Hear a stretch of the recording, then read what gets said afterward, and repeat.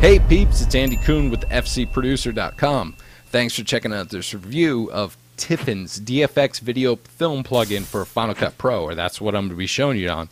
But it also runs with After Effects, Premiere Pro, and Avid editing systems. So let's go ahead and jump into this. But a little bit about Tiffen. They've been a leading manufacturer and supplier of photographic filters and lens accessories for the consumer professional imaging and motion picture and broadcast television industry for over 70 years. So they dipped into the plugins because everybody's now shooting. Nobody can afford anything because the economy sucks. And so now we're just going to, instead of buying filters, lenses, everything else, we're just going to do it all in post now. But if you can't afford all those lenses because it will cost too much, these plugins gap that. You could be more creative with your footage and get more out of it. So let's go into this and find some cool plugins to showcase. One of the best things about this plugin is the user interface, and we're going to get right into it. So I want to show you the film stocks. So let's go into film stocks. I'm just going to show you real quick. Drop that in there. They have, it looks just like any other filter. Has all these parameters, and you're looking at it going like, that's way too many parameters. I agree. So they have this DFX interface. You click on that, boom, it opens up a new window, and it shows you all the presets right here. And it shows you all these different presets of all these different films.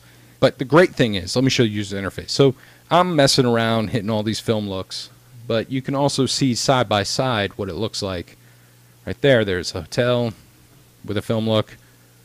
Up top, and there's without. Up top, without. Then you can see it actually in there. You can use it horizontally or even vertically. Turn it on, turn it off. That's the film stocks. I'm not going to use any right there, so I'm going to delete that.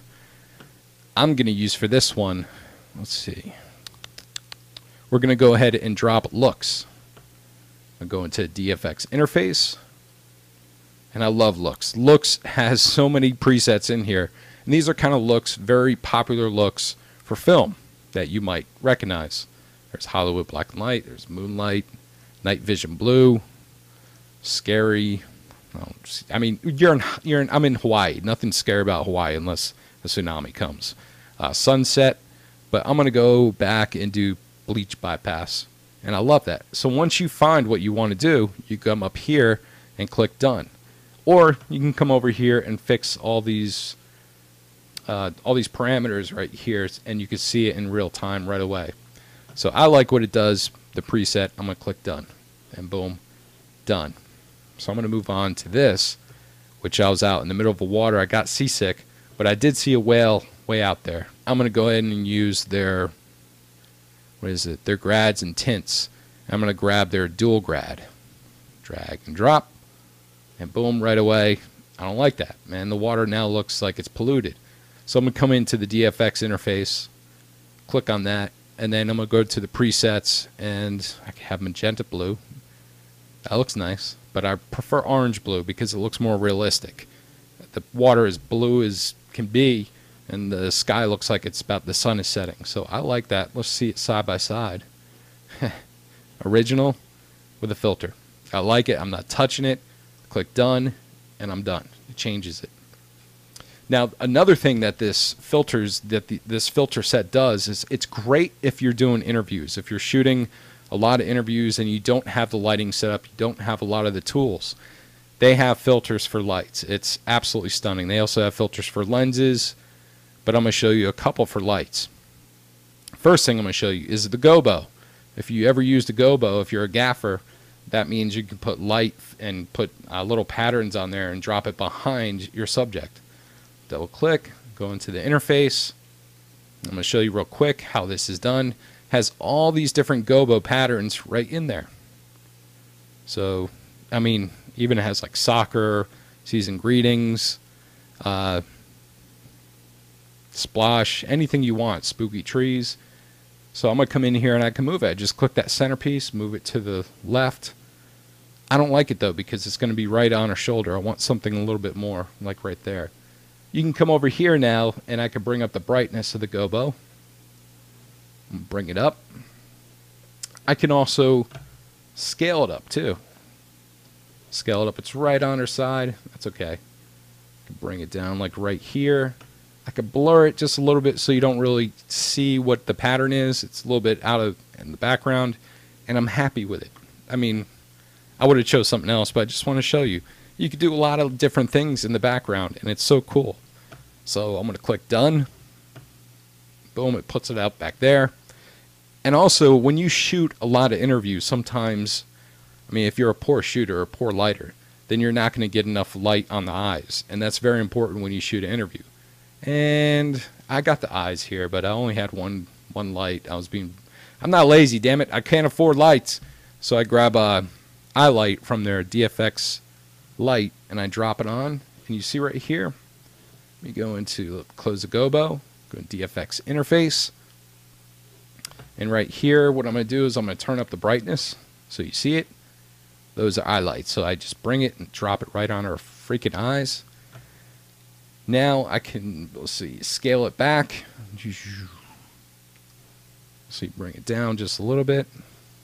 Now I can bring down the brightness.